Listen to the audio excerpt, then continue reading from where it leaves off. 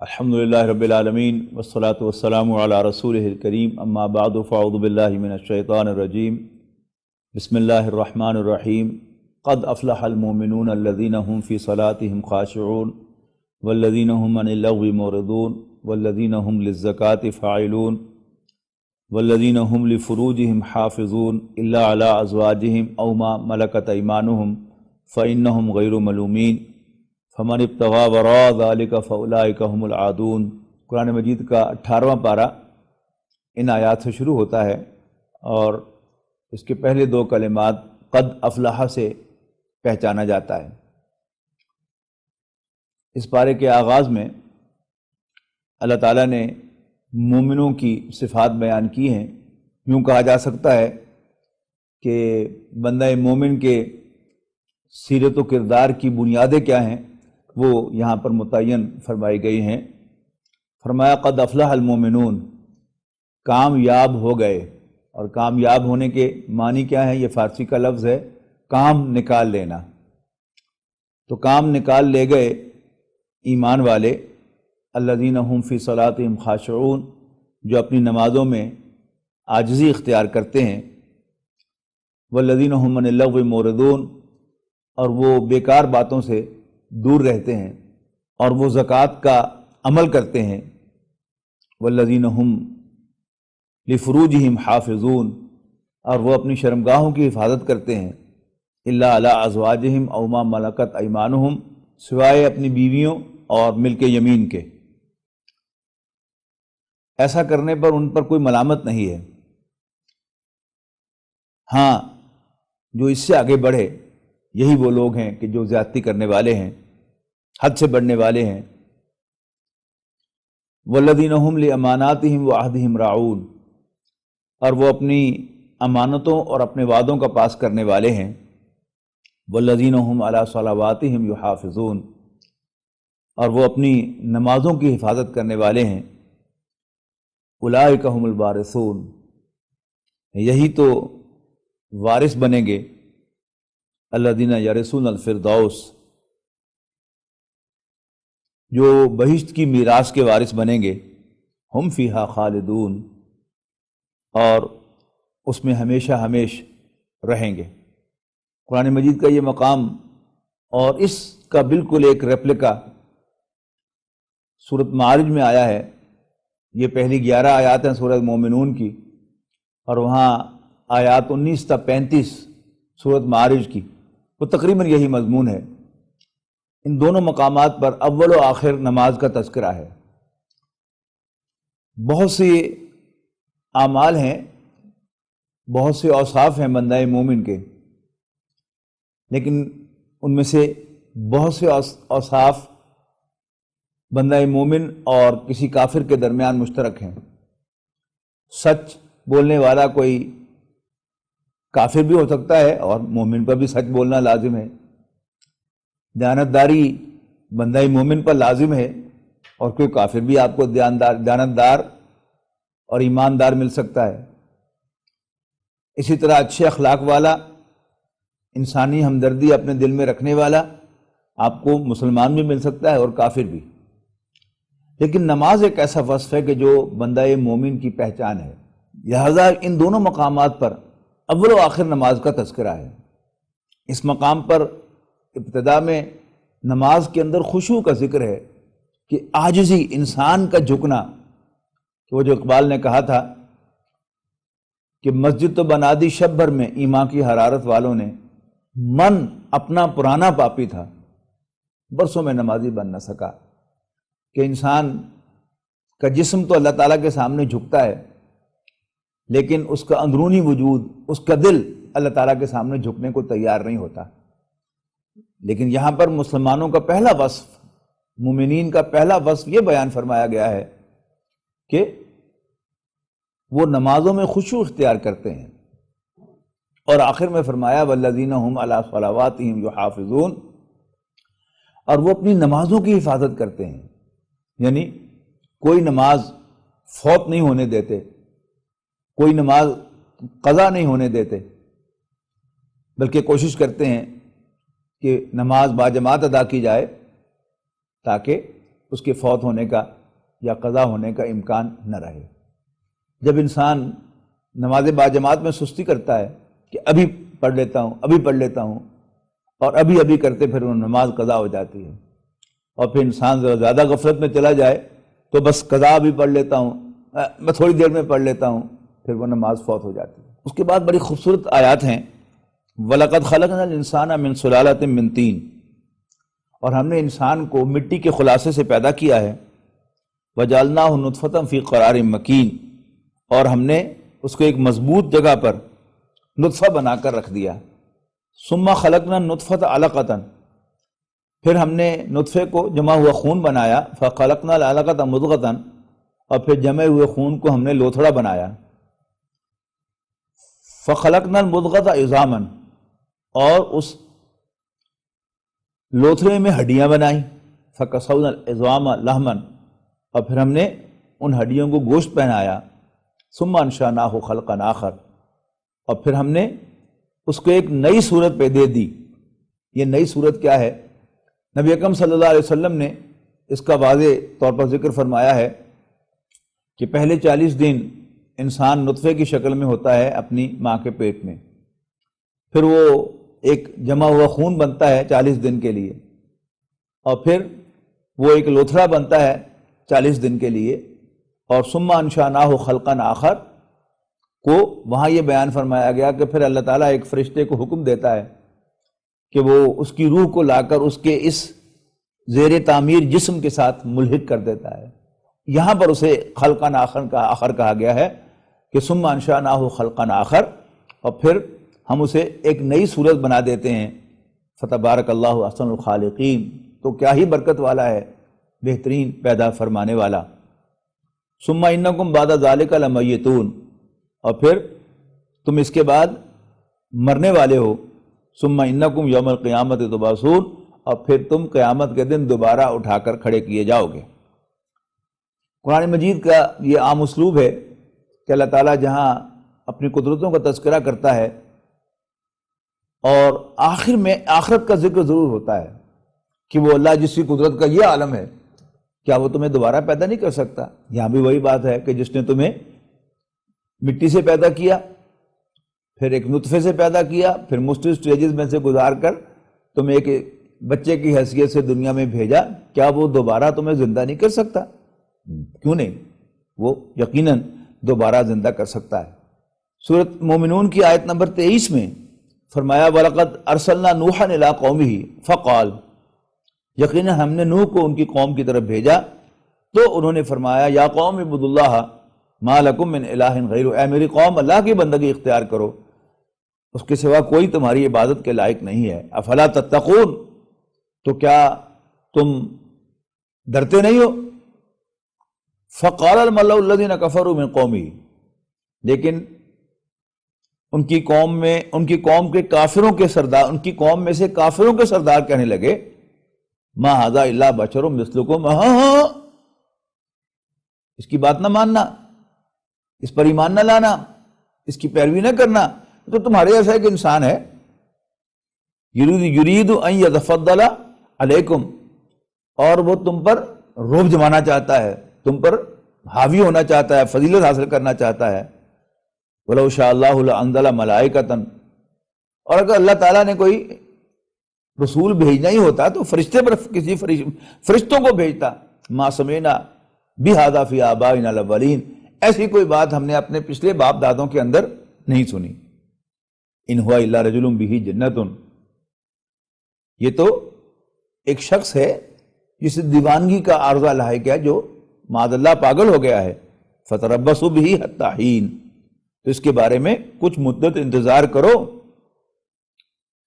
اس پر حضرت نوح علیہ السلام نے فرمایا رب انصرنی بما کذبون، ربا میری مدد فرما اس لیے کہ وہ مجھے جھٹلا چکے ہیں۔ وقال الملأ من قومه الذين كفروا وكذبوا بلقاء الآخرة وأترفناهم في الحياة الدنيا ما هذا إلا بشر مثلكم يأكل مما تأكلون منه ويشرب مما تشربون، ان کی قوم میں سے ان لوگوں کے سردار کہنے لگے کہ جنہوں نے کفر کیا اور آخرت میں اللہ تعالیٰ سے ملاقات کا انکار کیا اس کو جھوٹا قرار دیا اور ہم نے انہیں دنیاوی زندگی میں آسودگی عطا فرمائی تھی، ایفلوئنٹ تھے، کیا کہنے لگے؟ ما ھذا الا بشر مثلکم، یہ تمہارے جیسا ایک انسان ہے، جیسے تم کھاتے ہو وہی یہ کھاتا ہے، اور جہاں سے تم پیتے ہو وہیں سے یہ پیتا ہے، اور اگر تم نے اطاعت کی ایک بشر کی، تمہارے جیسے اپنے جیسے، اگر تم نے اپنے جیسے ایک بشر کی اطاعت کی، انکم اذا لخاسرون، تو یقیناً تم گھاٹے سے دوچار ہوگے۔ ایعدکم انکم اذا متم وکنتم ترابا، کیا وہ تم سے کہتا ہے کہ جب تم مر جاؤ گے اور مٹی ہو جاؤ گے اور ہڈیاں ہو جاؤ گے، انکم مخرجون، کہ تم نکالے جاؤ گے، ہیہات لما توعدون، جس بات کا تم سے وعدہ کیا جا رہا ہے وہ بہت بعید بہت بعید بہت بعید از قیاس ہے۔ ان ہی الا حیاتنا الدنیا نموت ونحیا، ہماری زندگی تو بس صرف یہی زندگی ہے، دنیاوی زندگی، نموت ونحیا، اسی میں ہم مریں گے اور اسی میں ہم جیتے ہیں، وما نحن بمبعوثین، اور ہم دوبارہ اٹھائے نہیں جائیں گے۔ ان ہوا الا رجل افترى علی اللہ کذبا، یہ تو بس ایک انسان ہے جو اللہ تعالیٰ کے بارے میں جھوٹ کہہ رہا ہے، معاذ اللہ، وما نحن له بمؤمنین، اور ہم کبھی بھی اس پر اعتماد کرنے والے نہیں ہیں۔ قال رب انصرنی بما کذبون، اس پر اللہ کے پیغمبر نے فرمایا کہ ربا میری مدد فرما، اس لیے کہ وہ مجھے جھوٹا سمجھتے ہیں۔ آگے جا کے فرمایا کہ ما تسبق من امت اجلہا وما یستاخرون، کہ کوئی بھی امت نہ تو گھڑی بھر آگے جا سکتی ہے اپنے وقت معین سے، اور نہ ہی اس میں اس کے فیصلے میں کوئی تاخیر ہو سکتی ہے۔ وَلَقَدْ أَرْسَلْنَا رُسُلَنَا تَتْرَىٰ، فرمایا کہ ہم نے اپنے پیغمبر بھیجے پے بپے، ون آفٹر another، کلما جاء امت الرسول ہوا کذبوہ، اور جب کبھی کوئی پیغمبر کسی قوم کی طرف، کسی امت کی طرف بھیجا، کسی امت کی طرف آیا، کذبوہ، تو انہوں نے اس کو جھٹلایا، اس کو جھوٹا قرار دیا۔ فاتبعنا بعضهم بعضا، تو ہم بھی پے بپے ان کو ہلاک کرتے رہے ایک دوسرے کے بعد، وجعلناہم احادیث، اور ہم نے انہیں داستانیں بنا دیا۔ فبودا لقوم لا یؤمنون، تو پھٹکار ہے اس قوم پر جو ایمان نہیں لاتی۔ اس کے بعد حضرت موسیٰ علیہ السلام کا تذکرہ ہے، ثم ارسلنا موسیٰ وہارون بآیاتنا وسلطان مبین، پھر ہم نے موسیٰ اور ہارون کو اپنی نشانیاں دے کر اور ایک واضح دلیل دے کر بھیجا، یعنی ان کا عصا۔ فقالوا، بھیجا الی فرعون وملئہ، فرعون اور اس کے درباریوں کی طرف، فاستکبروا وکانوا قوما عالین، لیکن انہوں نے تکبر کیا اور وہ بڑے سرکش لوگ تھے۔ فقالوا، وہ کہنے لگے، انؤمن لبشرین مثلنا، کیا ہم ایمان لائیں اپنے جیسے دو انسانوں پر، وقومہما لنا عابدون، جبکہ ان دونوں کی قوم ہماری غلام ہے۔ آگے جا کے فرمایا، یا ایھا الرسل کلوا من الطیبات واعملوا صالحا، اے پیغمبرو پاک چیزوں میں سے کھاؤ اور نیک عمل کرو، انی بما تعملون علیم، یقیناً جو کچھ بھی تم کرتے ہو میں اسے جانتا ہوں۔ وَإِنَّ هَٰذِهِ أُمَّتُكُمْ أُمَّةً وَاحِدَةً، اور یہ تمہاری جماعت ایک ہی جماعت ہے، وَأَنَا رَبُّكُمْ فَاتَّقُونِ، اور میں تمہارا رب ہوں بس تم مجھی سے ڈرو۔ فتقطعوا، یعنی تمام پیغمبروں کی دعوت ایک تھی، ان سب کا پیغام ایک تھا، وہ سب اللہ تعالیٰ کی بندگی کی دعوت لے کر آئے تھے، اور انہوں نے لوگوں کو غیر اللہ کی عبادت سے منع فرمایا۔ فتقطعوا امرهم بینہم زبرا، پھر انہوں نے آپس میں اپنے کام کو جدا جدا کر دیا، کل حزب بما لدیہم فرحون، اور مختلف گروہوں نے مختلف جو دین کے سیگمنٹس تھے وہ پکڑ لیے اور اسی میں وہ خوش ہو گئے کہ بس ہمارا کام بن گیا۔ آیت نمبر 62 میں بڑی بنیادی بات فرمائی یاد رکھنے کے لائق، وَلَا نُكَلِّفُ نَفْسًا إِلَّا وُسْعَهَا، کہ ہم کسی شخص کو اکاؤنٹیبل نہیں ٹھہرائیں گے ایکسیپٹ ٹو ہز کیپیسٹی، مگر اس کی وسعت کے مطابق۔ وَلَدَيْنَا كِتَابٌ يَنطِقُ بِالْحَقِّ، اور ہمارے پاس ایک ڈاکیومنٹ ہے، ایک اعمال نامہ ہے جو سچ سچ بولے گا، وَهُمْ لَا يُظْلَمُونَ، اور ان پر کوئی زیادتی نہیں ہوگی۔ یعنی اللہ تعالیٰ نے انسانوں کو مختلف وسائل دیے ہیں، مختلف صلاحیتیں دی ہیں، ان کو مختلف ماحولوں کے اندر پیدا فرمایا ہے۔ سب کچھ اللہ تعالیٰ کے ہاں ریکارڈڈ ہے، اور اللہ تعالیٰ ان سب کے مطابق ان سے محاسبہ کرے گا۔ جن لوگوں کے حالات میں مشکل ہے دین پر عمل کرنے کے اعتبار سے، اللہ تعالیٰ انہیں الاؤنس دے گا، لیکن جن کے لیے اللہ تعالیٰ نے دنیا میں آسانیاں پیدا کی ہیں، ان کا محاسبہ سخت ہونے کا امکان ہے۔ اللہ تعالیٰ ہم سب کو اپنی بخشش سے نوازے۔ بل قلوبہم فی غمرۃ من ھذا، اصل بات یہ ہے کہ ان کے دل ان باتوں کی طرف سے غفلت میں ہیں جو ہم نے اپنے پیغمبروں کو دے کر بھیجی ہیں۔ وَلَهُمْ أَعْمَالٌ مِّن دُونِ ذَلِكَ هُمْ لَهَا عَامِلُونَ، اور وہ جو پیغمبر دعوت لے کر لائے ہیں، جو ہدایات لے کے آئے ہیں، ان سے ہٹ کر اعمال کرتے ہیں۔ حَتَّى إِذَا أَخَذْنَا مُتْرَفِيهِمْ بِالْعَذَابِ إِذَا هُمْ يَجْأَرُونَ، یہاں تک کہ جب ہم ان میں سے کھاتے پیتے لوگوں کو عذاب کی گرفت میں لیتے ہیں تو ان کی چیخیں نکل جاتی ہیں۔ کہا جائے گا اس روز لا تجاروا اليوم، آج تل ملاؤ مت، انکم منا لا تنصرون، آج تمہیں ہم سے کوئی مدد نہیں ملے گی۔ قد کانت آیاتی تتلی علیکم، ہماری آیات بھی تمہارے پاس تمہارے سامنے پڑھ کے سنائی جاتی تھی۔ فکنتم علی اعقابکم تنکصون تستکبرین بہ سامرا تہجرون، ہماری آیات جب تمہارے سامنے تلاوت کی جاتی تھی تم الٹے پاؤں پھر جایا کرتے تھے اور ان سے سرکشی کرتے تھے اور مشغول رہتے تھے بیہودہ بکواس میں۔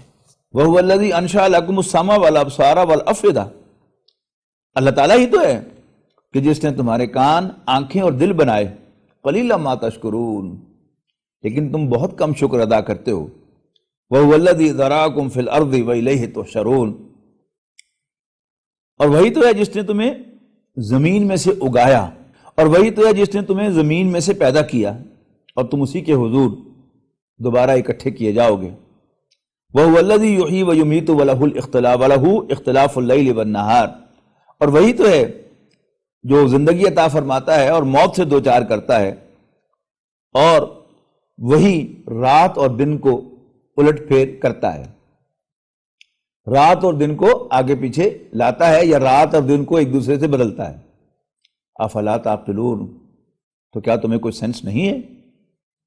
بل قالوا مثل ما قال الاولون، لیکن انہوں نے وہی کہا جو پہلو نے کہا تھا۔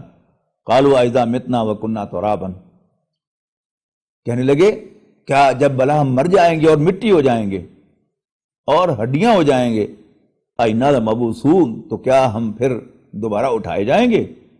لَقَدْ وَعِدْنَا نَحْنُ وَآبَاؤُنَا هَذَا مِن قَبْلُ، اور اسی بات کا وعدہ ہم سے بڑے باپ دادوں سے بھی کیا گیا تھا۔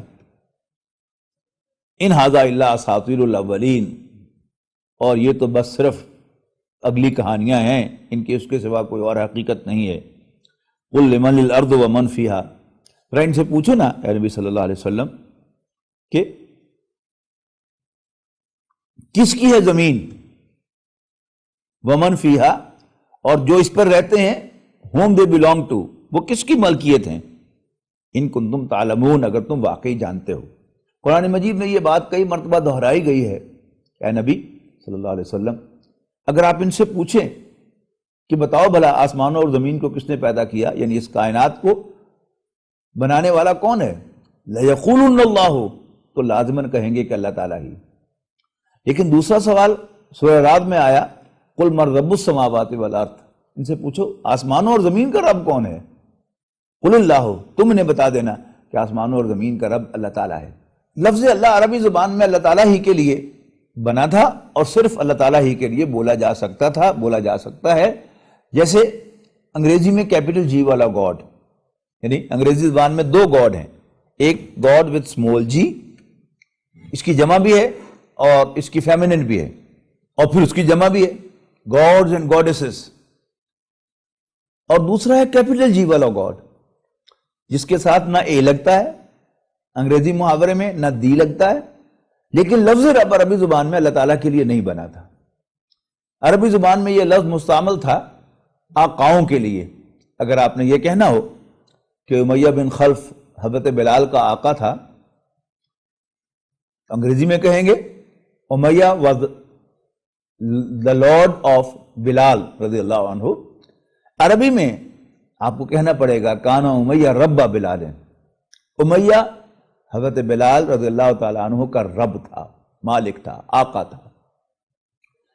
لہذا قرآن مجید نے پہلی ہی آیت میں اللہ تعالیٰ کا تعارف بطور رب کروا دیا کہ وہ جسے تم خالق مانتے ہو وہی تمہارا رب ہے. اقرا بسم ربک الذی خلق، پڑھ اپنے رب کے نام سے جس نے پیدا کیا. تو اب اسی سے وہ جھگڑا سارا کا سارا شروع ہوا. اب یہاں پر اللہ تعالیٰ کی اس حیثیت کی تکرار آ رہی ہے بار بار مختلف پہلوؤں سے. سب سے پہلے فرمایا قل لمن الارض ومن فیہا، ان سے پوچھو کہ کس کا ہے، ان سے پوچھو لمن الارض ومن فیہا، کس کی ہے زمین اور جو کچھ اس کے اوپر ہے. بتاؤ ان کنتم تعلمون، اگر معلوم ہے. سیقولون للہ، تو کہیں گے اللہ کا. یعنی ایک ہے اللہ تعالیٰ کا رب ہونا، ایک ہے یہ ماننا کہ ہاں یہ اللہ کا ہے. لیکن لفظ رب جو خاص تھا ان کے آقاؤں کے لیے، وہ اللہ تعالیٰ کے لیے استعمال کرنے کو تیار نہیں تھے. یعنی کہ اللہ تعالیٰ ہمارا رب ہے اور اللہ تعالیٰ آسمانوں اور زمین کا رب ہے. یعنی کچھ بچ بچا کے چلتے تھے. غور سے پڑھیے گا کہ ان سے پوچھو بھلا کس کا ہے جو کچھ بھلا کس کی ہے زمین اور جو کچھ اس زمین پر ہے، تو کہیں گے اللہ کا. قل افلا تذکرون، تو پھر ان سے پوچھو کہ تم نصیحت حاصل نہیں کرتے.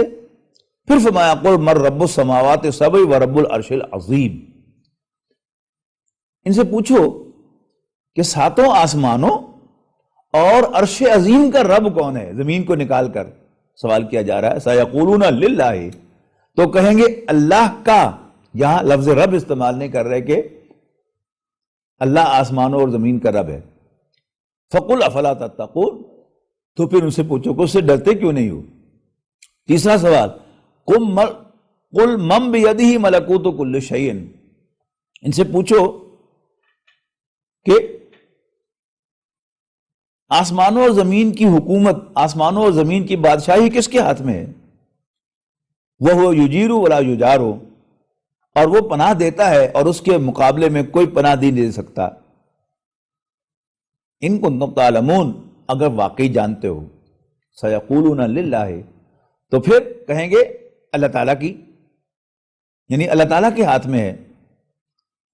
لیکن اللہ تعالیٰ کو رب ماننے کو تیار نہیں تھے. قل فانا تسحرون، پھر ان سے پوچھنا کہ پھر تم پر جادو کہاں سے چل جاتا ہے. اس کے بعد فرمایا نبی اکرم صلی اللہ علیہ وسلم کو دعا تلقین فرمائی ربی اما ترینی ما یوعدون ربی فلا تجلنی فی القوم الظالمین. اے نبی کہو کہ اگر تو مجھے دکھائے، یعنی میرے سامنے میری موجودگی میں میری زندگی میں وہ چیز بھیجے جس کا تو ان سے وعدہ کر رہا ہے، جس سے تو انہیں ڈرا رہا ہے، یعنی عذاب. ربی فلا تجلنی فی القوم الظالمین، تو پھر اے میرے رب مجھے ظالموں میں شامل نہ کرنا. وَإِنَّا عَلَىٰ أَن نُرِيَكَ مَا نَعِدُهُمْ لَقَادِرُونَ، فرمایا گیا کہ یقیناً ہم اس پر قادر ہیں کہ تمہیں وہ دکھائیں جس سے ہم انہیں ڈرا رہے ہیں. ادفع باللتی ہی احسن السیئہ، اے نبی مدافعت کر، ریزسٹ کر برائی کو سب سے بہتر انداز سے، نیکی کے ساتھ. نحن عالم بما یصفون، جو کچھ بھی یہ کہتے ہیں ہم اسے خوب جانتے ہیں. وقل ربی اعوذ بک من ہمزات الشیاطین، اور اے پیغمبر دعا کرتا رہے مجھ سے ان الفاظ کے ساتھ کہ اے میرے رب میں تیری پناہ تیری پروٹیکشن میں آتا ہوں شیطانوں کے وسوسوں سے، واعوذ بک ربی ان یحضرون، اور میں اس سے بھی تیری پناہ میں آتا ہوں کہ وہ میرے پاس بھی آئیں، حتی اذا جاء احدہم الموت قال رب ارجعونی، یہ لوگ اس طرح غفلت میں رہیں گے یہاں تک کہ جب ان میں سے کسی کے پاس موت آ جائے گی تو کہا جائے گا، تو وہ کہے گا کہ اے میرے رب مجھے واپس دنیا میں بھیج دے، لعلی اعمل صالحا، شاید میں نیک عمل کروں، یعنی تاکہ میں نیک عمل کروں، فیما ترکت کلا، کہ جسے میں چھوڑ آیا ہوں میں وہاں نیک عمل کروں۔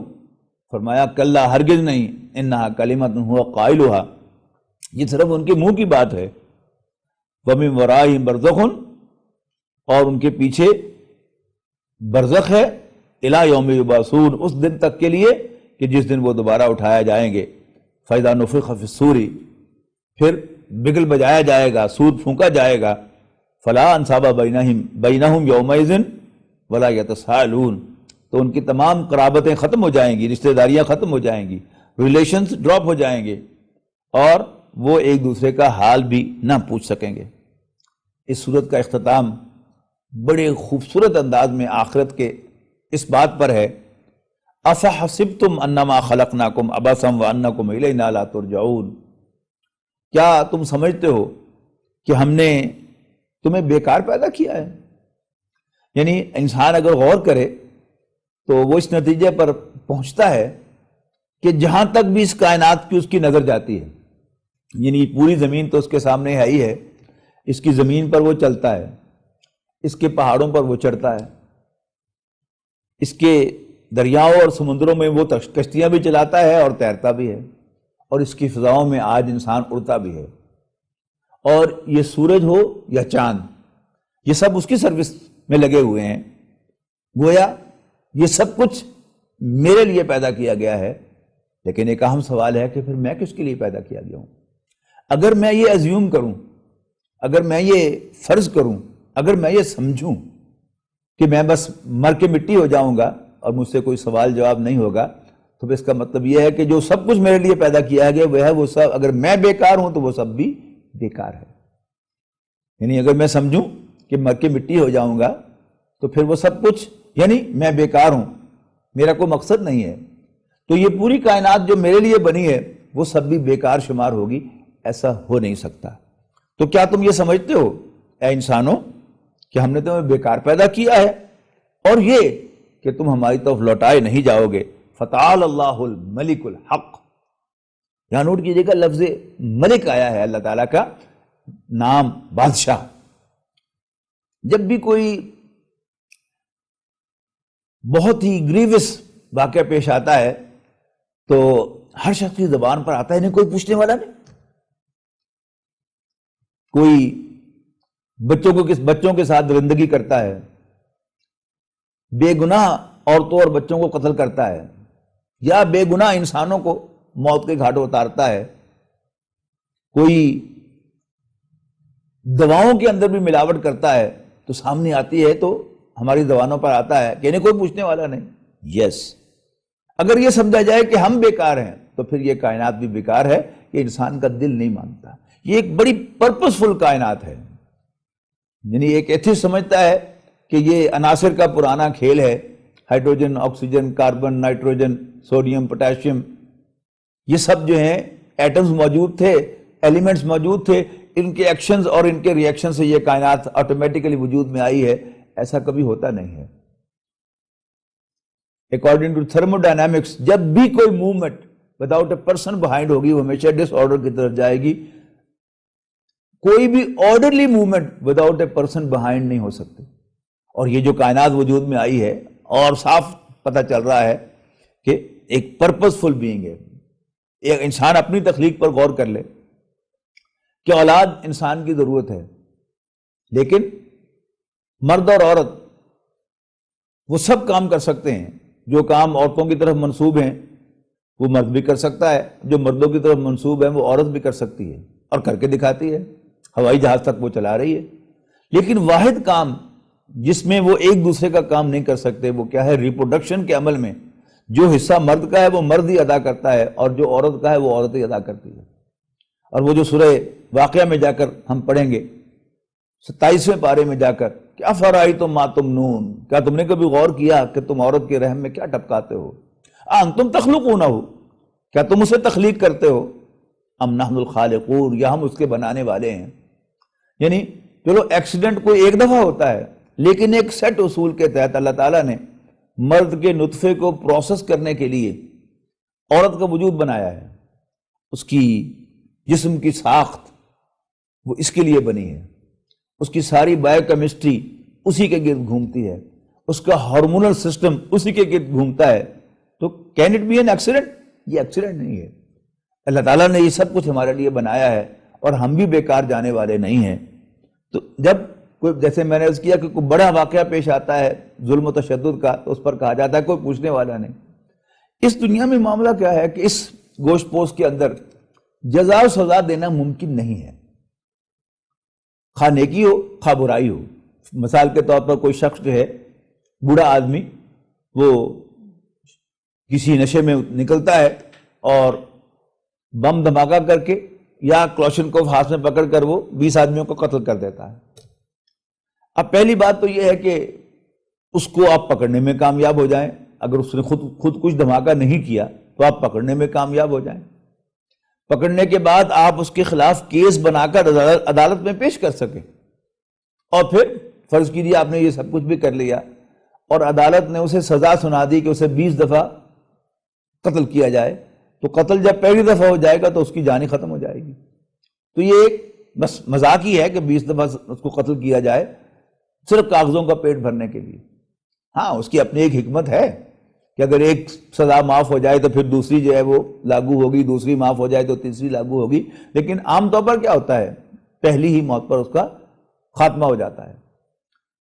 لیکن اس نے 20 قتل کیے، اور صرف 20 قتل ہی نہیں کیے، 20 خاندان برباد کیے ہیں، کم و بیش 20 عورتیں بیوہ ہوئی ہیں، اور کم و بیش 50-60 بچے جو ہیں وہ یتیم ہوئے ہیں۔ تو یہ سب جو دنیا میں ان کی وجہ سے، بیواؤں کی وجہ سے اور یتیموں کی وجہ سے جو خرابیاں آئیں گی، ان سب کا وہ ذمہ دار ہے۔ اس گوشت پوست اور جان کے ساتھ اسے سزا نہیں دی جا سکتی، ڈیو پنشمنٹ۔ ہاں، اگر یہ آپ کو ماننا پڑے گا کہ کوئی ایسی زندگی ہونی چاہیے کہ جس میں اس کو 20 دفعہ مار کر پھر زندہ کیا جا سکے، اور جتنا بھی اس نے معاشرے کو نقصان پہنچایا ہے اس سارے کا بھی اس سے حساب لیا جائے، اور وہ آخرت کے تصور کے بغیر ممکن نہیں ہے۔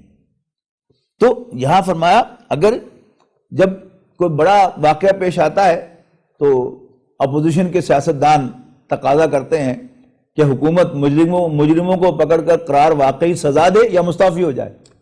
اس کا مطلب ہے کہ جینوئن رولر وہ ہے کہ جو مجرموں کو پکڑ کر سزا دے سکے۔ اللہ تعالیٰ اپنے بارے میں کہہ رہا ہے فتعال اللہ الملک الحق، تو وہ مالک حق، وہ بادشاہ حقیقی اللہ بہت بلند و برتر ہے، اور وہ ملک الحق ہے، جینوئن رولر ہے، لا الہ الا ہو، اس کے سوا کوئی عبادت کے لائق نہیں ہے، رب العرش الکریم، اور وہ عزت والے عرش کا مالک ہے۔ وَمَن يَدْعُ مَعَ اللَّهِ إِلَٰهًا آخَرَ لَا بُرْهَانَ لَهُ بِهِ فَإِنَّمَا حِسَابُهُ عِندَ رَبِّهِ، اور جو کوئی بھی اللہ کے سوا کسی اور الہ کو پکارے گا جس کے لیے اس کے پاس کوئی دلیل نہ ہو، تو اس کا حساب اس کے رب کے پاس موجود ہے۔ إِنَّهُ لَا يُفْلِحُ الْكَافِرُونَ، حقیقت یہ ہے کہ کافر فلاح نہیں پائیں گے۔ وَقُلْ رَبِّ اغْفِرْ وَارْحَمْ وَأَنْتَ خَيْرُ الرَّاحِمِينَ، اور کہیے اے نبی صلی اللہ علیہ وسلم، ربا بخش دے اور رحم فرما، بے شک تو سب سے زیادہ رحم فرمانے والا ہے۔ اس کے بعد سورہ نور، یہ ایک مدنی سورت ہے اور بہت اہم اس میں معاملات اور مسائل زیر بحث آئے ہیں۔ بسم اللہ الرحمن الرحیم، سورۃ انزلناها وفرضناها وانزلنا فیها آیات بینات لعلکم تذکرون، یہ ایک سورت ہے جس کو ہم نے نازل فرمایا ہے، اس میں واضح آیات ہیں شاید کہ تم نصیحت حاصل کرو۔ اس سورت کی خاص بات یہ ہے کہ اس سورت میں حضرت عائشہ رضی اللہ تعالی عنہا پر جو تہمت لگی تھی اس کا تفصیل کے ساتھ ذکر ہے۔ آیت ان الذین جاؤ بالافک سے لے کر یہاں تک 10 آیتیں ام المومنین حضرت عائشہ رضی اللہ تعالی عنہا کی شان میں نازل ہوئی ہیں۔ ان میں اللہ تعالیٰ نے ان کی اس تہمت سے برات ظاہر فرمائی ہے لا تعلق کی، اور اس کی صفائی ظاہر فرمائی ہے جو منافقین نے ان کی نسبت بنائی تھی، اور جس کو زیادہ تر عبداللہ ابن ابی ابن سلول جو منافقین کا سردار تھا نے مشہور کیا تھا۔ حضرت عائشہ رضی اللہ تعالی عنہ ایک سفر میں نبی اکرم صلی اللہ علیہ وسلم کے ساتھ تھیں، اور ہوتا یہ تھا کہ نبی اکرم صلی اللہ علیہ وسلم جب سفر پر روانہ ہونا چاہتے تھے تو قرعہ ڈالا کرتے تھے اپنی بیویوں کے درمیان، جس کے نام قرعہ نکل آتا آپ اسی کو ساتھ لے کے جاتے تھے۔ قرعہ حضرت عائشہ کے نام نکلا، لہذا حضرت عائشہ آپ کے ہم رکاب ہوئیں، آپ کی ہم سفر ہوئیں۔ تو ہوتا یہ تھا کہ حضور صلی اللہ علیہ وسلم کی زوجہ محترمہ کسی کجاوے میں بیٹھ کر اونٹ پر سفر کرتی تھی، اور جو کجاوے کو باندھنے والے اونٹ کے ساتھ جب منزل آتی تھی تو اس کو اونٹ سے کھول کر اتار کے نیچے رکھ دیتے تھے، اور جب کوچ کرنا ہوتا تھا تو اس کجاوے کو اونٹ کے اوپر باندھ دیتے تھے۔ حضرت عائشہ رضی اللہ تعالی عنہا حاجت کے لیے گئیں، اور وہاں ان کا ہاتھ ٹوٹ گیا، اور وہ ہار کو تلاش کرنے کے لیے واپس چلی گئیں۔ اتنے میں قافلہ جو ہے وہ چل گیا۔ جب آپ واپس تشریف لائیں تو وہاں پر قافلہ موجود نہیں تھا، لہذا آپ اسی جگہ بیٹھ گئیں جہاں وہ قیام فرماتی تھیں سفر کے دوران۔ اگلی صبح ایک صحابی جو گڑے پڑے سامان کو اٹھانے کے لیے پیچھے آتے تھے وہ آئے، اور انہیں اندازہ ہوا کہ کوئی آدمی وہاں سویا ہوا ہے۔ حضرت عائشہ آرام فرما رہی تھی، تو قریب آئے تو انہوں نے پہچان لیا کہ یہ تو ام المومنین ہے، اس لیے کہ پردے کے احکام کے نازل ہونے سے پہلے وہ حضرت عائشہ کو پہچانتے تھے۔ تو انا للہ و انا الیہ راجعون پڑھا، جس سے حضرت عائشہ کی آنکھ کھل گئی، اور انہوں نے اپنا اونٹ لا کر بٹھا دیا ان کے سامنے۔ حضرت عائشہ اونٹ پر سوار ہو گئی، اور وہ حضرت عائشہ کو سوار کر کے اس لشکر تک پہنچ گئیں، نبی اکرم صلی اللہ علیہ وسلم اور صحابہ کا لشکر۔ وہاں پر عبداللہ ابن ابی جو منافقین کا سردار تھا، اس نے کہا کہ اللہ کی قسم، اللہ کے نبی کی بیوی صلی اللہ علیہ وسلم رضی اللہ عنہ آج بچ کر نہیں آئی۔ اب ایک ایسا شوشہ تھا، اور سکینڈلز جو ہوتے ہیں ان کے بیان کرنے میں بڑی لذت ہوتی ہے، تو صحابہ کرام نے بھی وسپر کرنا شروع کر دیا۔ حضرت ابوبکر رضی اللہ تعالیٰ عنہ کا ایک بھانجا جس کی انہوں نے بڑی امداد کی ہوئی تھی، وہ اس معاملے میں پیش ہوا، اس لیے کہ حضرت عائشہ بہرحال ان کی کزن تھی، اور اپنے قریبی رشتہ دار کے بارے میں انسان کچھ زیادہ ہی بے احتیاطی کرتا ہے اور لذت لیتا ہے، اس لیے کہ اس کی دو حیثیتیں ہیں حضرت عائشہ کے ساتھ۔ ام المومنین تو سب کی ہیں، لیکن اس کی وہ کزن بھی ہیں، تو ایک برابری کا سا معاملہ ہوتا ہے اور ایک تقدس کا معاملہ نہیں ہوتا۔ بہرحال اللہ تعالیٰ نے پھر حضرت عائشہ رضی اللہ تعالیٰ عنہ کی برات میں یہ 10 آیات نازل فرمائی، اور نبی اکرم صلی اللہ علیہ وسلم پر واضح کیا، صحابہ کرام کو ڈانٹا کہ تمہیں زیب نہیں دیتا تھا کہ تم اپنے پیغمبر کے گھر والوں کے بارے میں یہ بات سنتے، اور تم یہ کہنے کی بجائے کہ یہ بہتان ہے، تم اس پہ دلچسپی لیتے اور اس کو ایک ریومر کی طرح اڑاتے۔ بہرحال حضرت عائشہ رضی اللہ تعالیٰ عنہ کی برکت سے بہت سے مسائل، بہت سے احکام امت کو یہاں پر مل گئے، اور حضرت عائشہ رضی اللہ تعالیٰ عنہ کی عظمت جو ہے اس میں بہت اضافہ ہوا کہ ان کے لیے قرآن مجید کی 10 آیات نازل ہوئیں۔ اللہ رب العالمین ان کے فیور میں بولا، اور اس نے اپنے پیغمبر پر وحی فرمائی، تو یہ ان کے لیے بہت بڑا اعزاز تھا کہ جو صرف انہی کو نصیب ہوا ازواج مطہرات میں سے۔ ایک اصولی بات یہاں پر کہی کہ ان الذین یرمون المحصنات الغافلات المؤمنات لعنوا فی الدنیا والآخرہ، یقیناً وہ لوگ کہ جو پاک دامن بھولی بالی مومن عورتوں پر تہمتیں لگاتے ہیں، دنیا اور آخرت میں ان کے لیے ان پر لعنت ہے، اور ان کے لیے بہت بڑا عذاب ہے۔ جس دن یعنی وہ دن یاد کرو، قیامت کا دن، جب ان کی زبانیں ان کے خلاف گواہیاں دیں گی، اور ان کے ہاتھ اور پاؤں ان کے خلاف گواہیاں دیں گے ان کی کرتوتوں پر۔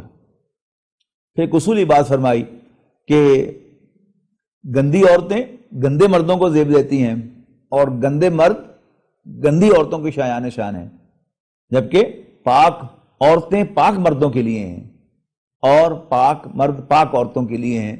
کہ مسلمانوں کو یہ تو یقین ہے نا کہ نبی اکرم صلی اللہ علیہ وسلم اللہ کے رسول ہیں، پاک ترین انسان ہیں، تو انہیں یہ سینس ہونا چاہیے کہ ان کی بیگم بھی، ان کی گھر والی بھی یقیناً پاک ہوگی۔ اور پھر نیک مردوں اور عورتوں کے بارے میں فرمایا اولئک مبرؤون مما یقولون، وہ مبرہ ہیں، بلند ہیں اس سے جو ان کے بارے میں یہ لوگ کہہ رہے ہیں۔ لہم مغفرۃ و رزق کریم، ان کے لیے بخشش بھی ہے اور عزت والی روزی بھی۔ اے ایمان والو لا تدخلوا بیوتا غیر بیوتکم حتی تستأنسوا وتسلموا علی اہلہا، اے ایمان والو مت داخل ہو ان گھروں میں جو تمہارے نہیں ہیں یہاں تک کہ تم ان کے ساتھ کوئی انس حاصل کر لو اور ان پر سلام بھیج لو، یہ تمہارے لیے بہتر ہے تاکہ تم نصیحت حاصل کرو۔ اس کے بعد پھر گھر ہی کے ریفرنس سے گھر کے اندر جو سطر کے احکام ہیں ان کا تذکرہ فرمایا۔ قل للمؤمنین یغضوا من ابصارہم، اے نبی مومن مردوں سے کہہ دیجئے کہ وہ اپنی نگاہوں کو نیچے رکھا کریں، یعنی گھر کے اندر بہو، بیٹی،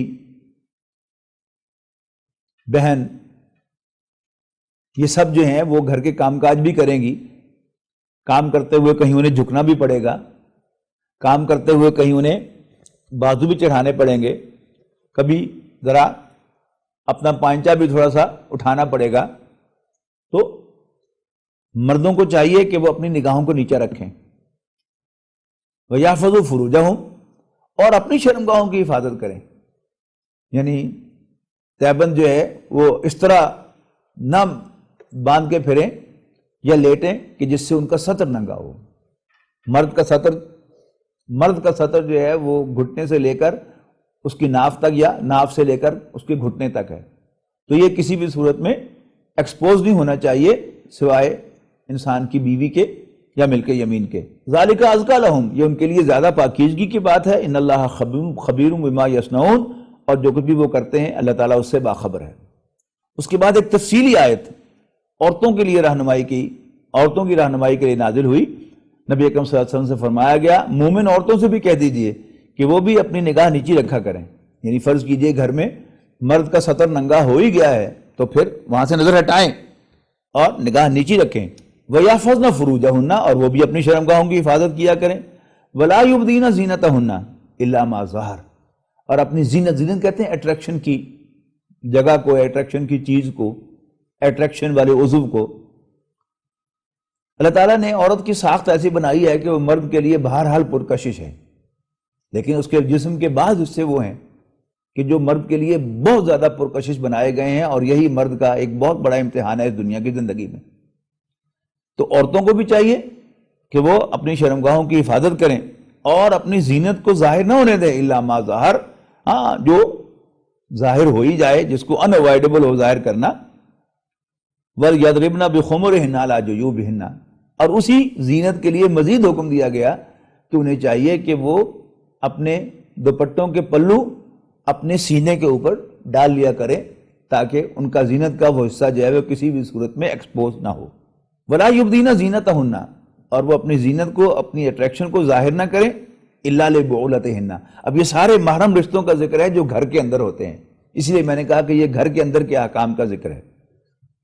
اور وہ اپنی زینت کو ظاہر نہ کریں، إِلَّا لِبُعُولَتِهِنَّ، یعنی وہ زینت کے جو جس کے بارے میں فرمایا کہ إِلَّا مَا ظَہَر، جو ظاہر ہو ہی جاتی ہے گھر کے اندر، إِلَّا لِبُعُولَتِهِنَّ، مگر اپنے شوہروں کے سامنے یا اپنے باپوں کے سامنے یا اپنے سسروں کے سامنے یا اپنے بیٹوں کے سامنے یا اپنے شوہروں کے بیٹوں کے سامنے، یہ سب محرم ہیں، یا اپنے بھائیوں کے سامنے یا اپنی بہنوں کے سامنے یا اپنے بھتیجوں کے سامنے یا اپنے بھانجوں کے سامنے یا اپنی عورتوں کے سامنے، یعنی غیر عورتیں نہیں، او ما ملکت ایمانہن، یا اپنے غلاموں اور لونڈیوں کے سامنے، اب التابعین غیر اولی الاربۃ، یا وہ خود نام کہ جو عورتوں سے کوئی غرض نہ رکھتے ہوں، اگرچہ غلام نہ ہوں، وہ خادم،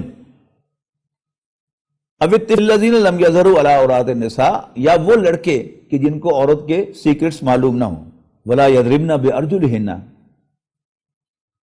لیعلم ما یخفین من زینتہن، اور وہ اپنے پاؤں زمین پر اس طور سے نہ ماریں کہ جس سے ان کی زینت ظاہر ہو۔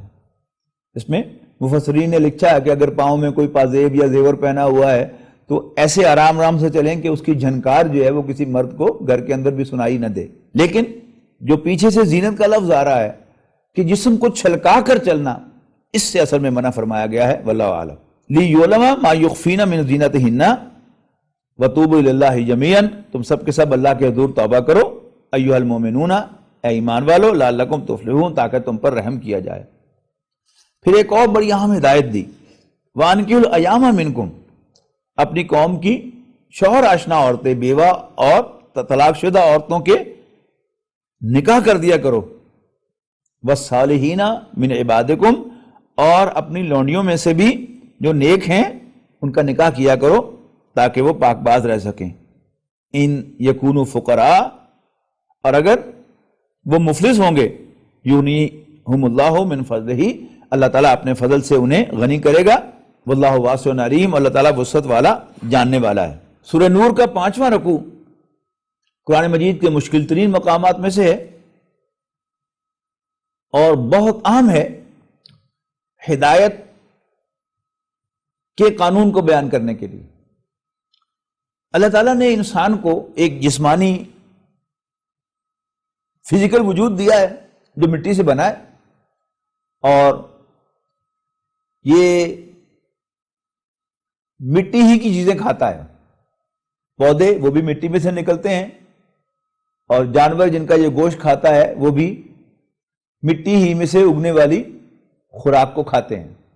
تو انسان بھی ایک حیوانی وجود ہے، مٹی کا بنا ہوا۔ لیکن اس حیوانی وجود کے ساتھ اللہ تعالیٰ نے ایک سافٹ ویئر انسٹال کیا ہے، اور وہ ہے انسان کا قلب۔ یعنی ایک قلب وہ ہے کہ جو ہمیں نظر آتا ہے ان آنکھوں کے ساتھ دھڑکتا ہوا، وہ خون پمپ کرتا ہے، لیکن احادیث سے معلوم ہوتا ہے، اور قرآن مجید میں سے بھی اس کا ثبوت ملتا ہے۔ سورۃ حج میں ہم پڑھ کے آئے ہیں، انہا لا تعمی الابصار ولکن تعمی القلوب التی فی الصدور، کہ یہ آنکھیں اندھی نہیں ہوا کرتی، اندھے وہ دل ہو جایا کرتے ہیں جو سینوں کے اندر ہیں۔ اور نبی اکرم صلی اللہ علیہ وسلم نے بھی ارشاد فرمایا، التقویٰ ہاہنا، التقویٰ ہاہنا، التقویٰ ہاہنا، خوف خدا یہاں ہوتا ہے، تو خوف خدا یہاں ہوتا ہے، خوف خدا یہاں ہوتا ہے۔ تو فرمایا اللہ نور السماوات والارض، اللہ تعالیٰ آسمان اور زمین کے لیے روشنی کی مانند ہے، کہ اگر اللہ تعالیٰ کو مان لیا جائے تو یہ کائنات روشن نظر آتی ہے، اگر اللہ کا انکار کیا جائے تو پھر یہ اندھیر نگری چوپٹ راج ہے جس کا کوئی والی وارث نہیں ہے۔ تو انسان کے دل کی مثال دی اس کے بعد کہ مثل نوری ہی، اللہ کے نور کی مثال مفسرین نے الفاظ معذوف مانے ہیں فی قلب المومن، بندہ مومن کے دل میں۔ تو یہاں بندہ مومن کے دل کو ایک شیشے سے تعبیر کیا گیا ہے جس کے اندر ایک چراغ رکھا ہوا ہے، اور وہ چراغ جو ہے وہ ایک تاک کے اندر رکھا گیا ہے۔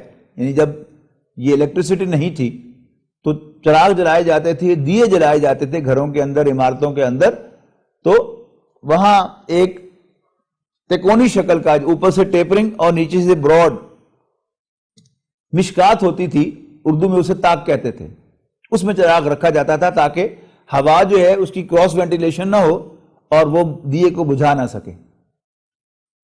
مزید اس کو روشنی کو بڑھانے کے لیے اور اس کو ہوا سے بچانے کے لیے اس پر شیشے کی چمنی رکھی جاتی تھی۔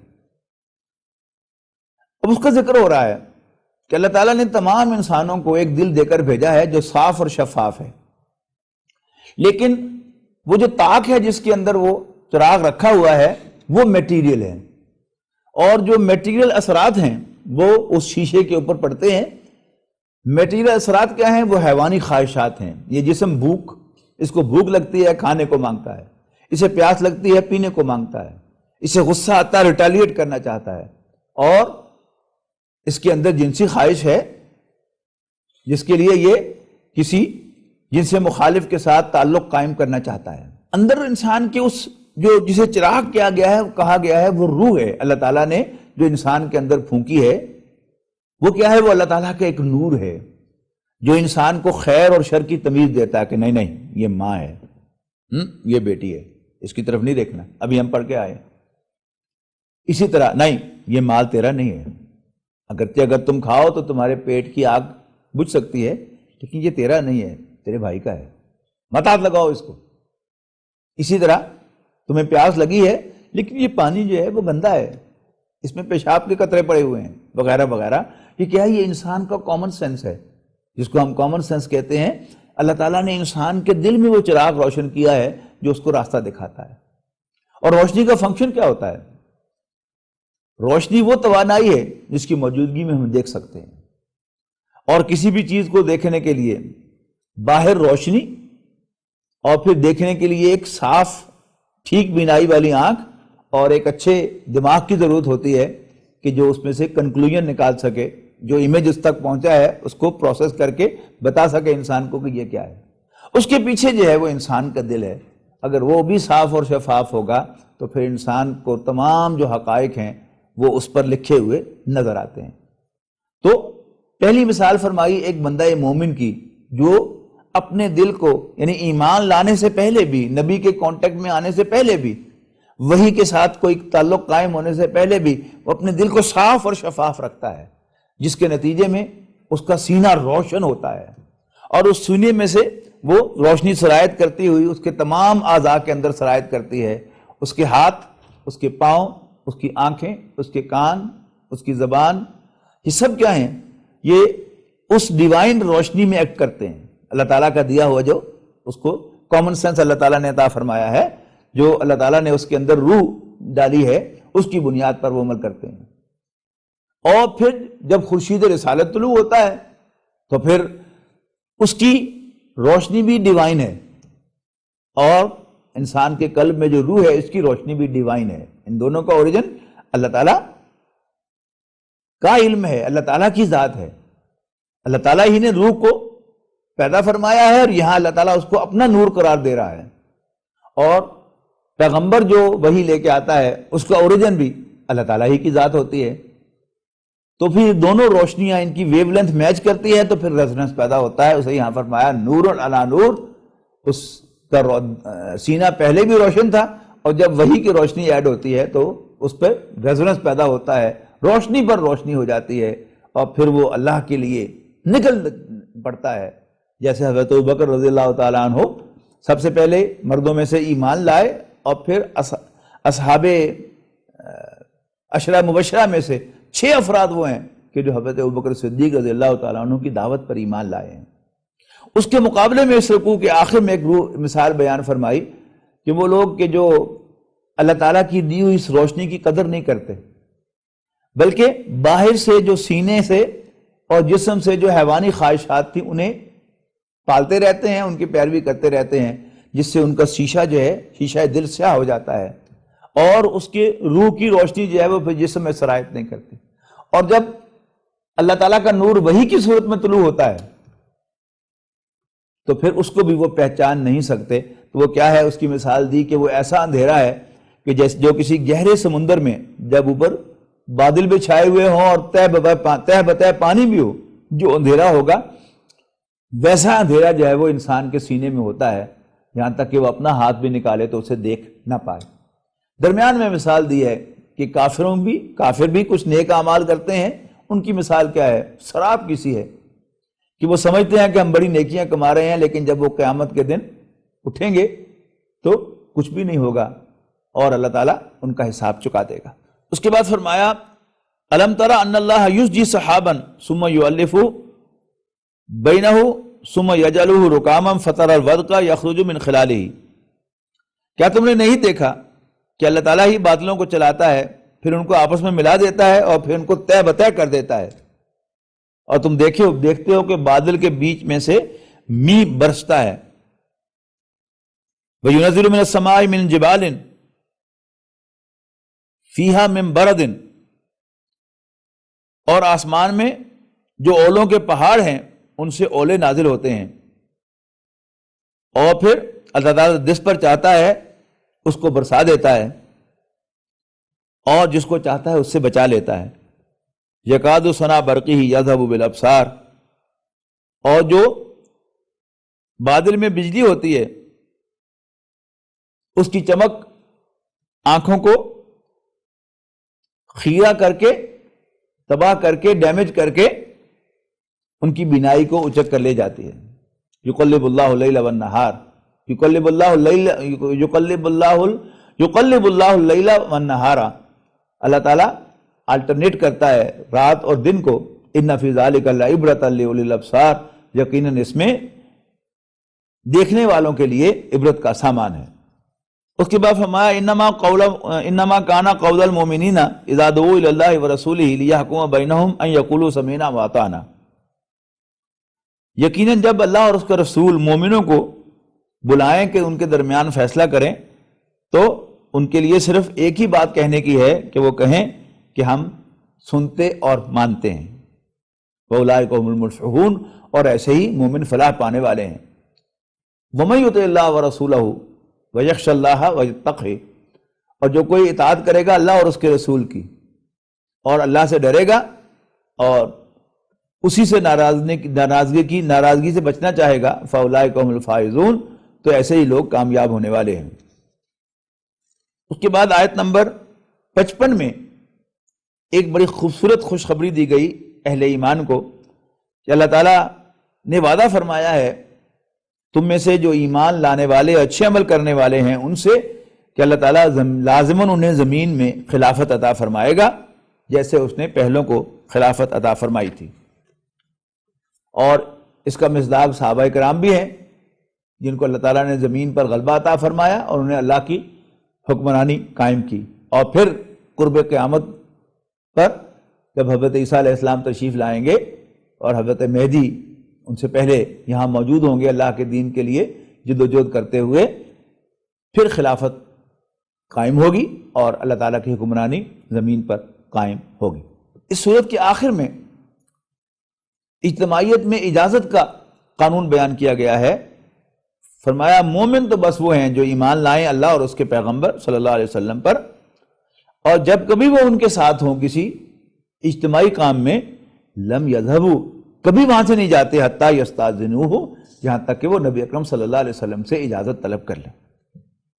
اور آج دنیا میں یہی اصول ہے، باس جو ہے اس کی اجازت لے کر جانا پڑتا ہے۔ حالانکہ بعد میں آنے والے جو باسز ہیں وہ رسول تو نہیں ہوتے، لیکن امپلائمنٹ کا اصول بھی یہی ہے اور کسی آرگنائزیشن کا اصول بھی یہی اگر ہوگا کہ امیر کی اجازت سے وہاں سے ہلنا ہوگا تب تو وہ آرگنائزیشن ایک اسٹرانگ آرگنائزیشن بنے گی، ورنہ وہ ہجوم مومنین ہوگی یا لوگوں کا ہجوم ہوگا جو کچھ اچیو نہیں کر سکتے۔ آخر میں فرمایا الا ان للہ ما فی السماوات والارض، آگاہ ہو جاؤ کہ آسمانوں اور زمین کی ہر شے اللہ تعالیٰ ہی کی ہے۔ قد یعلم ما انتم علیہ، اسے خوب معلوم ہے کہ تم کس حال میں ہو۔ اللہ تعالیٰ کو یہ بتانے کی ضرورت نہیں ہے کہ وہ I am in problem, I am in fix, اللہ تعالیٰ کو سب معلوم ہے۔ لہذا ہمیں اللہ تعالیٰ کی دین کے لیے جد و جہد جو ہے وہ اٹموسٹ کرنی چاہیے کہ کوئی کمی نہ رہ جائے۔ انسان اپنے آپ کو کہیں الاؤنس دے کر دین کی محنت سے جی نہ چرا لے، کنی نہ کترا لے۔ وَيَوْمَ يُرْجَعُونَ إِلَيْهِ، اور جس دن وہ سب اس کے حضور لوٹائے جائیں گے، فَيُنَبِّئُهُم بِمَا عَمِلُوا، تو اللہ تعالیٰ ان کی کرتوتیں انہیں جتلائے گا۔ وَاللَّهُ بِكُلِّ شَيْءٍ عَلِيمٌ، اللہ تعالیٰ ہر چیز کا علم رکھنے والا ہے۔ سورۃ مومنون اور سورۃ النور کے بعد 19ویں پارے سورۃ مومنون اور سورۃ نور کے بعد 18ویں پارے میں سورۃ فرقان کی بھی 20 آیات شامل ہیں۔ سورۃ فرقان کا آغاز اللہ تعالیٰ کے بابرکت ہونے سے کے تذکرے سے ہوتا ہے۔ تبارک الذی نزل الفرقان علی عبدہ لیکون للعالمین نذیرا، انتہائی بابرکت ہے وہ ذات جس نے اپنے بندے پر فرقان یعنی حق و باطل میں فرق کرنے والی، امتیاز کرنے والی کتاب نازل فرمائی تاکہ وہ تمام جہانوں کے لوگوں کے لیے خبردار کرنے والا بن جائے صلی اللہ علیہ وسلم۔ الذی لہ ملک السماوات والارض، وہ اللہ کہ جس کی بادشاہی آسمانوں اور زمین پر ہے۔ ولم یتخذ ولدا، اور اس نے کسی کو بیٹا نہیں بنایا۔ ولم یکن لہ شریک فی الملک، اور نہ ہی کوئی اس کی بادشاہی میں اس کا شریک ہے۔ وَخَلَقَ كُلَّ شَيْءٍ فَقَدَّرَهُ تَقْدِيرًا، اور اس نے ہر چیز کو پیدا کیا اور اس کا ایک اندازہ مقرر فرمایا۔ آیت نمبر 4 میں فرمایا وَقَالَ الَّذِينَ كَفَرُوا إِنْ هَذَا إِلَّا إِفْكٌ افْتَرَاهُ وَعَانَهُ عَلَيْهِ قَوْمٌ آخَرُونَ، یہ ایک بہت بڑا الزام تھا نبی اکرم صلی اللہ علیہ وسلم پر، اور یہ کافر کہتے ہیں کہ یہ تو بالکل من گھڑت بات ہے جو محمد کہہ رہے ہیں صلی اللہ علیہ وسلم، معاذ اللہ، اور ان کی ہیلپ کرتے ہیں کچھ اور لوگ، یعنی اس وحی کو پروڈیوس کرنے میں۔ فقط جاؤ ظلمم وزورا، اور یہ لوگ ایسا کہنے سے ظلم اور جھوٹ پر اتر آئے ہیں، یہ اللہ تعالیٰ کی طرف سے فرمایا گیا، اس میں تبصرہ۔ وقالوا اساطیر الاولین، اور یہ کہتے ہیں کہ یہ اولڈ لیجنڈز ہیں، پرانی کہانیاں ہیں۔ قل انزلہ الذی یعلم السر فی السماوات والارض، اے نبی کہہ دو صاف صاف ان سے کہ اس کو نازل فرمایا ہے اس ہستی نے جو آسمانوں اور زمین کے تمام رازوں سے واقف ہے۔ انہ کان غفور الرحیمہ، یقیناً وہ تو بخشنے والا مہربان ہے۔ وقالوا ما لی ھذا الرسول یاکل الطعام ویمشی فی الاسواق، اور یہ کہتے ہیں کہ یہ کیسا پیغمبر ہے کہ جو کھانا کھاتا ہے اور بازاروں میں گھومتا ہے، گلیوں میں گھومتا ہے۔ لولا انزل علیہ الیہ ملک فیکون معہ نذیرا، اس کے ساتھ کوئی فرشتہ نازل کیوں نہ کیا گیا جو اس کے آگے آگے ہٹو بچو کرتا، یعنی کسی بھی جگہ پر جب کوئی ڈگنیٹری آتا ہے تو پھر پہلے سے اس کی اطلاع ہوتی ہے، لوگ ہٹو بچو کر رہے ہوتے ہیں، تو یہ تو ہماری طرح عام گلیوں میں گھومتا پھرتا ہے، کھاتا پیتا ہے، یہ پیغمبر کیسے ہو سکتا ہے؟ او یلقا الیہ کنز، یا اس پر کوئی خزانہ نازل کیا جاتا، او تکون لہو جنت، یا اس کا کوئی باغ ہوتا، یاکل منہ، جس میں سے یہ کھاتا۔ وقال الظالمون ان تتبعون الا رجلا مسحورا، اور یہ ظالم کہتے ہیں کہ تم تو بس ایک جادو زدہ شخص کی پیروی کر رہے ہو۔ انظر کیف ضربوا لک الامثال، اے نبی دیکھو تو صحیح، غور تو کرو، کیسی کیسی مثالیں تمہارے بارے میں بیان کر رہے ہیں۔ فضلوا، اور وہ بھٹک چکے ہیں۔ فلا یستطیعون سبیلا، اور اب ان کے راہ راست پر آنے کا بھی کوئی امکان نہیں ہے۔ اس پارے کی آخری آیت میں فرمایا گیا وما ارسلنا قبلک من المرسلین الا انہم لیاکلون الطعام، یعنی ان کی باتوں کا جواب دیا گیا کہ نبی ہم نے آپ سے پہلے بھی جتنے رسول بھیجے ہیں وہ سب کے سب کھانا کھایا کرتے تھے۔ ویمشون فی الاسواق، اور گلیوں میں گھوما کرتے تھے۔ وجعلنا بعضهم لبعض فتنة، اور ہم نے تمہیں ایک دوسرے کے لیے آزمائش بنایا۔ اتصبرون، تو کیا تم صبر کرو گے؟ وکان ربک بصیرا، اور تمہارا رب دیکھنے والا ہے، یعنی فوری طور پر جو عذاب نہیں آ رہا اس کا یہ مطلب نہیں ہے کہ اللہ تعالیٰ بے خبر ہے، نہیں، اللہ تعالیٰ دیکھ رہا ہے، اس کی اپنی حکمت ہے، اس کی اپنی پلاننگ ہے، اس کی اپنی ٹائمنگز ہیں جن کے مطابق وہ مہلت دیتا ہے اور جس کے مطابق وہ پکڑ کرتا ہے۔ بارک اللہ لی ولکم فی القرآن العظیم ونفعنی وإیاکم بالآیات والذکر الحکیم۔